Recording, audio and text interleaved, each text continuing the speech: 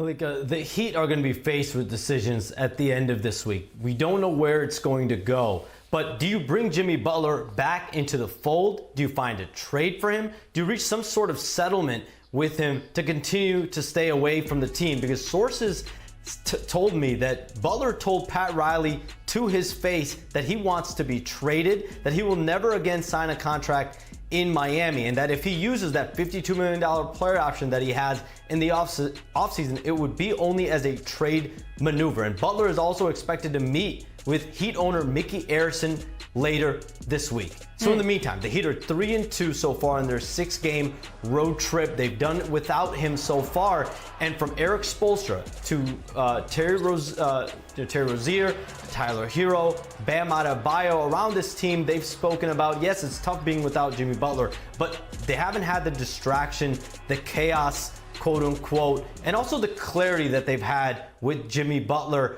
away from the team. And in factions of that locker room, being without Jimmy Butler, it's provided at least you're not dealing with a disgruntled player. So in the next 48 to 72 hours, we're going to see more conversations in Miami to figure out where exactly this is going to go. Yeah, because when you're using words like disgruntled and unhappy, all of that comes back on Friday when Jimmy Butler is eligible to return. These are not problems that they are kicking down the road. Shams, thank you so much for your insight. We will continue to check in with you because this is changing and changing quickly. The Heat, though, they're used to this a little bit, right? They played 16 games without Jimmy Butler this season, and they've gone 8-8 in those games. They've also played their fair share of games without Butler just during his tenure in Miami. 117 regular season games to be exact once the 7-game suspension ends.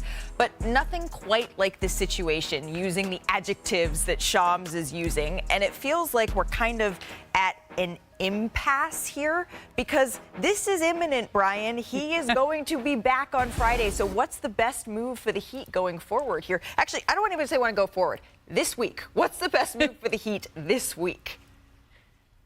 Well, the problem is that they've had conversations with a number of teams, I'm told, and they don't have a trade that they're even close to. They don't like any of the options on the table. So what do you do when you don't have a trade? You keep going and wait for something to develop.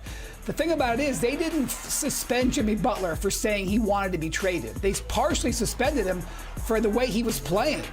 And if Jimmy Butler's position hasn't changed and you suspended him because of the way he was playing, which they felt was not full power, then how do you bring him back?